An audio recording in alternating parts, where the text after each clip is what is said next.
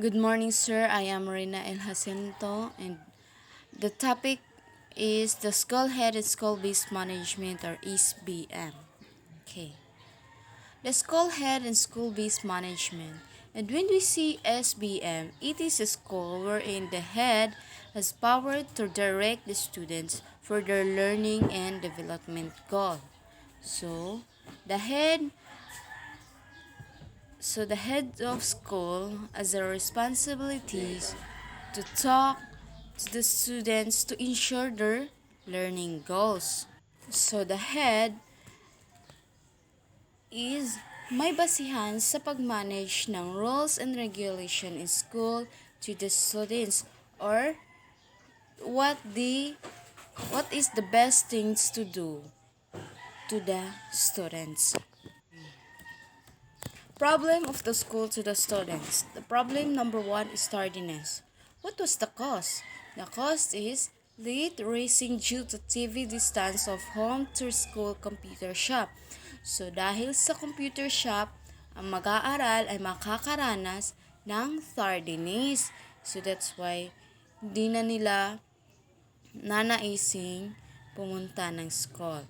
The objective is to reduce tardiness to zero. What was the activity? Talk to parents in homeroom. So the school will magkakaroon sila ng homeroom meeting, or else the parents limit the students or their daughter or son to limit the TV viewing. Our PTE meet the computer shop owners to not to allow students in shop from during school hours. Who is the person involved? The PTE officer, the teacher, and the school. The number 2 is absenteeism. Bakit kaya nagkakaroon ng pagiging hindi mahilig ng bata pumasok sa paaralan, or absentes? The cause is game in computer shop again. So, mga mag-aaral ay hindi na interesadong pumasok ng school. The objective is to reduce unexcused absences to zero. What is the activity? Nagagawin ng paaralan. Present problem and seek solution in PTE meeting. PTE talk to computer shop owners or teacher to come up with interesting lessons to motivate students to come to school. So, this is ang activity. So, dapat ang guro ay magkakaroon ng lesson na maaaring ma-motivate sa mag-aaral. So that's why if the student motivate for your lesson, they will interested to come to school. Who is the person involved? PTE officer, teacher, school head. Okay. School-based management, as what I said, the head ay may basihan sa pagmamanage ng in school.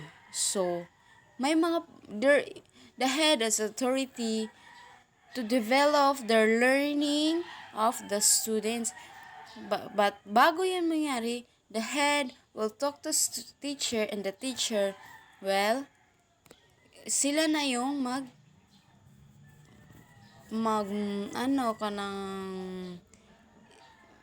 magbibigay ng developing sa kanyang mag-aaral. SBM and the principle of subsidiarity. SBM, or school-based management, is in keeping with the principle of subsidiarity, which states that it is the people at the lowest level who will know best their problems and so are in the best position to address the same. So even if in a lower grade, even if grade 1 or grade 3, but if they know their problems, matatawag na natin yung principle of subsidiarity. So, kahit ngayong mga grade 5, it was the lowest level. So, if we said highest level yung nandun na sa high school, di ba? Yung like grade 7 above. So, if the lowest level is 6 to daycare, if that level knows their problem, isa na yan sa principle of subsidiarity. What they can do. So, they can thinking the best solving of their problems. Advantages of SBM. The following strengths of SBM is allow competent individuals in the school to make decisions that will improve learning. So, competent, Give the entire school community a voice in key decision. Focus accountability for decision. Lead to greater creativity in the design of programs. Redirect resources to support the goals developed in each school. Lead to realistic budgeting as parents and teachers become more aware of school financial status, spending limitation, and the cost of each program. And the last one is improve morale of teacher and nurture new leadership at us. So, we are as a student, the teacher must improve their morale and nurture the new leadership of all students in all levels. Our legal basis of SBM. Legal basis of SBM. So, may mga legal silang basihan sa school-based management in school. So, the school empowerment is based on the assumption of the school heads, including teachers, the key leaders in the community, and the parents know best the roots and the solution to the problem. Okay, condition for the success of school-based management. First is teachers, school heads must be given the opportunity to make choices. They must actively participate in school improvement planning. So dapat ang mga teacher is magbibigay sila ng choices to the students para to make sure that the students will participate in every sa lahat ng mga dapat mag-part ng mga activities. So, number 2, the involvement of parents and teacher must be strongly encouraged and highly welcome. So, dapat teachers will strong encourage to the students or to the learners that they are highly welcome in this school. Number 3. Stakeholder must participate in the development of a school improvement plan. They must have a say on resource allocation to meet specific needs. Okay. Higher authorities must actively encourage thoughtful experimentation and innovation in an atmosphere where mistakes are viewed as learning experience. They must be willing to share their authority with the academic and the larger community. Teacher must develop reflection, problem solving. And the addition for success in school, have basic resources. Have developed an effective school support system, are provided with regular information on their performance, are given advice on how they may improve, and emphasize the motivational elements in the management work of the principal. So, the school will lead to the learners to make sure ma-motivate sila sa kanilang pag-aaral at ma-improve nila yung learning nila. Function of a school head. The rules is visionary, principles, motivator, advocate, and planner. Function is lead in setting the vision, mission, and the goals of the school. The knowledge, skills, attitude required change and future orientation. The other roles, builder of networks and support system. Function, organize, expand school community and local government network and groups that will actively participate in school improvement. The knowledge, skills, and attitudes required, networking, organizing, social mobilization, advocacy. So, dapat may social mobilization sila. Yung mahilig sila makipag-usap sa kanilang students or other person. Networking, organizing, advocacy. Lead and develop function. Lead in developing the school improvement plan with the participation of the staff and the community. The knowledge, skills, attitude required. Development of teamwork. Building consensus and skills.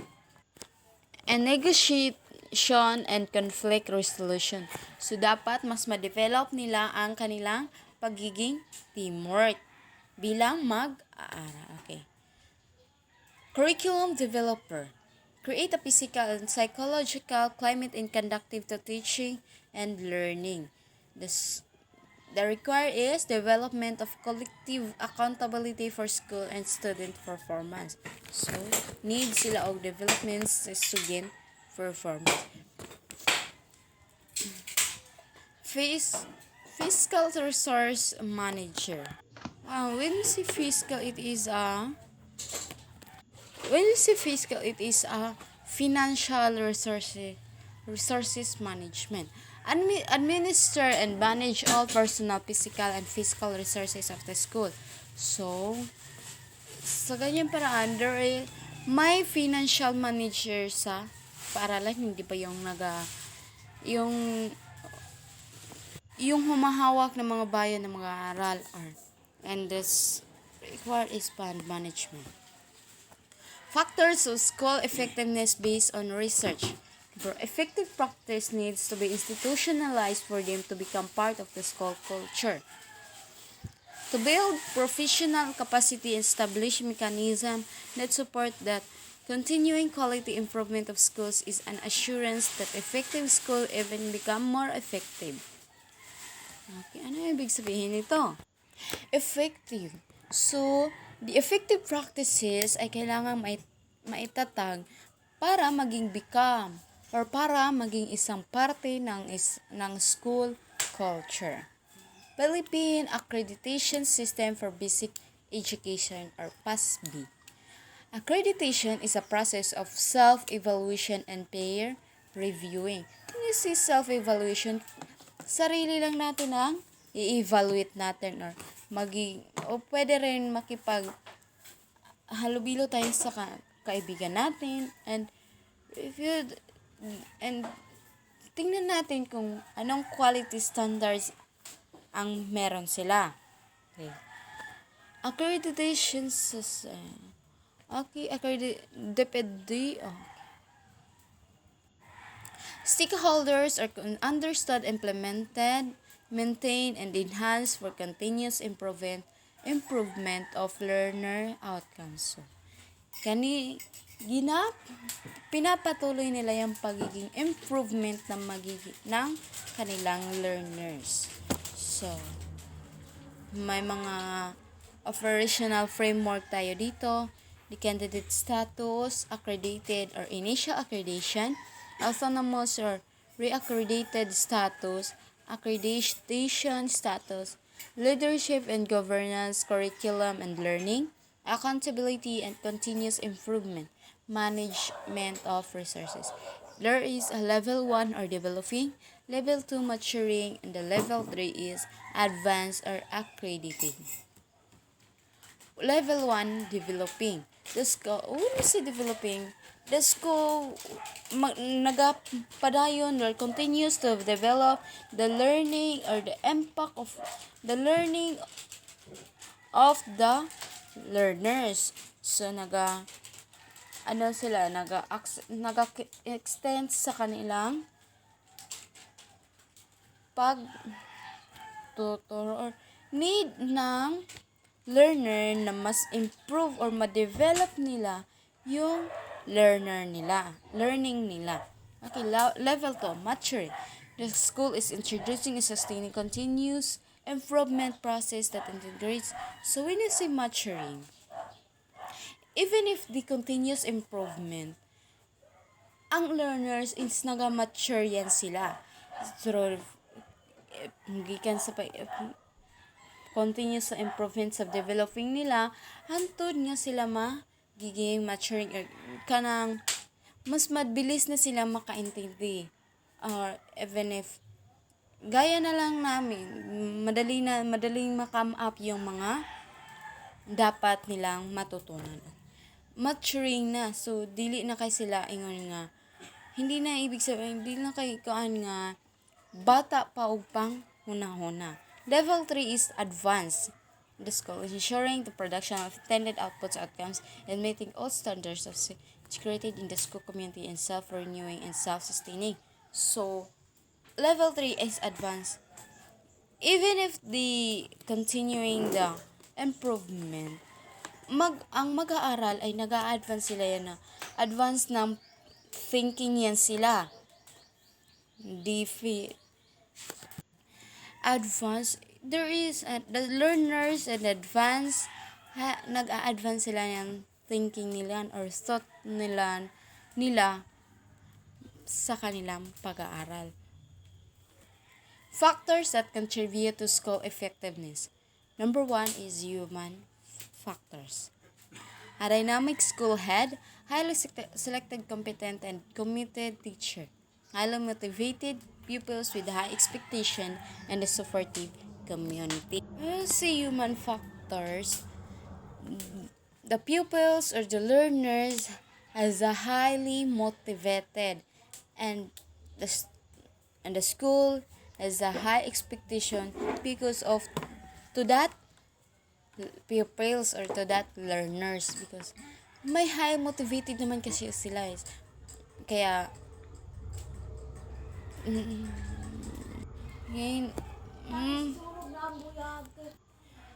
highly motivated and high expectation kaya ang school head is nakikita nila yung pagiging motivational ng mag-aaral.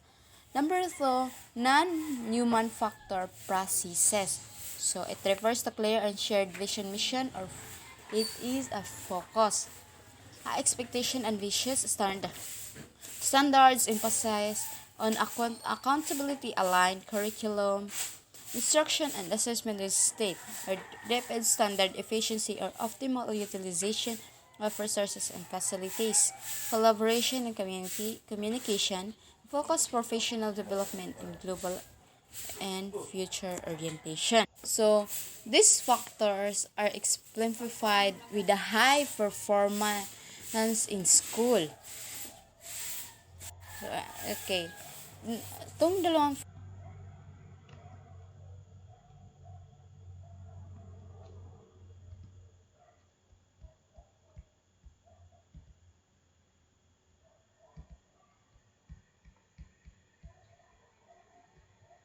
Good morning, sir. I am reading the improvement. And the school has a high expectation because of to that pupils or to that learner. Good morning, sir. I am Rina El Jacinto and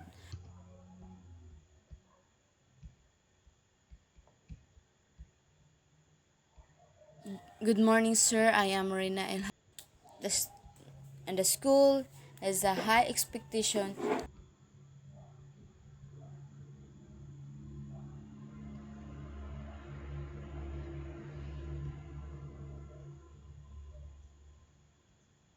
Good morning, sir. Expectation and vicious standards emphasize on accountability aligned curriculum, instruction and assessment is state, or depth standard efficiency or optimal utilization of resources and facilities, collaboration and communication, focus professional development in global and future orientation. So, these factors are exemplified with the high performance in school. So, okay. Itong dalawang factors na to, there is a high performance in schools kaya sila, even if the non-human factors, processes lang sila, pero ngunit may high expectation din yung school sa kanila. Okay. Focus lang sila. Hindi gaya ng human factors. That highly motivated din naman yung human factors, but not just like the human factors. And that's all. Thank you. Good morning, sir. I am Rina El Jacinto. And